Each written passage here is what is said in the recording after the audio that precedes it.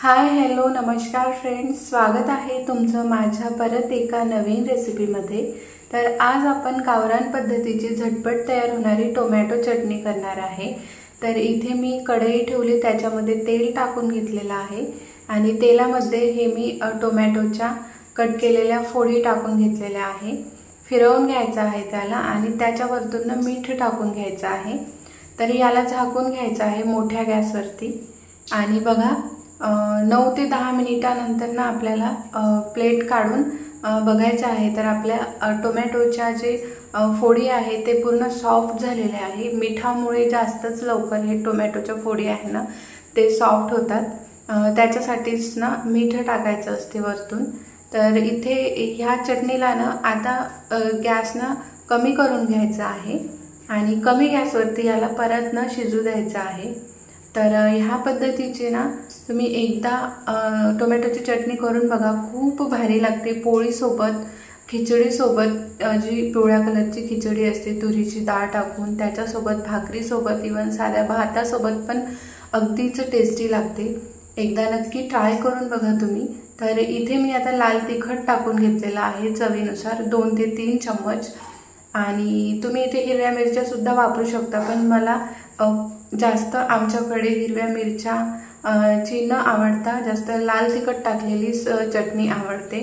तर बघा लाल तिखट टाकून घेतलेला आहे आणि याला फिरवून घेत आहे मी।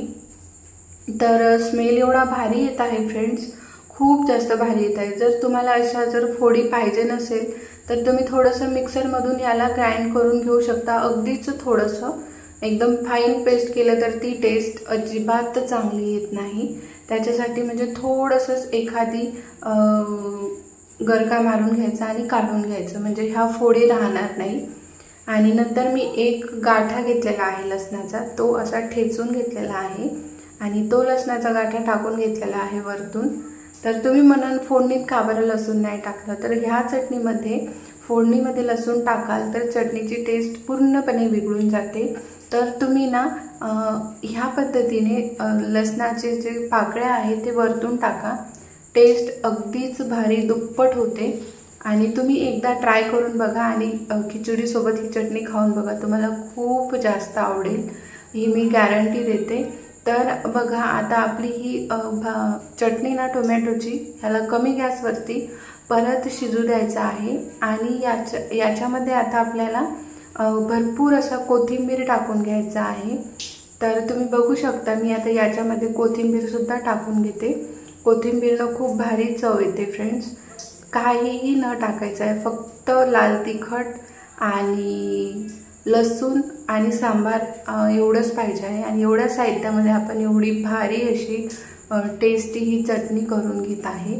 तर परत आता याला झाकून घ्यायचं आहे अगदीच 5 ते 7 मिनिटे, म्हणजे भाजी एकदम पूर्ण तयार होऊन जाईल। चटणी ही टोमॅटोची कमी गॅसवरती शिजवून घ्यायचं आहे। परत ना 5 ते 7 मिनिटे झाल्यानंतर बघा मी काढलेली आहे प्लेट आणि आपली ही चटणी रेडी झालेली आहे। थोडंसं चमचच्या सहाय्याने स्मॅश करू शकता तुम्ही आणि बघा किती छान दिसत आहे ही चटणी। खूपच भारी लागते फ्रेंड्स ही चटणी खायला, तुम्ही एकदा नक्की ट्राय करून बघा। जर तुम्ही माझ्या चॅनलवरती नवीन असाल तर प्लीज माझ्या चॅनलला सबस्क्राईब करायला विसरू नका फ्रेंड्स। तुम्ही बघता पण सबस्क्राईब करत नाही, तर नवीन यूट्यूबरसाठी एक सबस्क्रायबर हे खूप जास्त किमती असते, त्याच्यासाठी प्लीज तुम्ही सबस्क्राईब नक्की करा। तर परत भेटूया अशाच एका छानशा नवीन रेसिपीसोबत, तोपर्यंत बाय।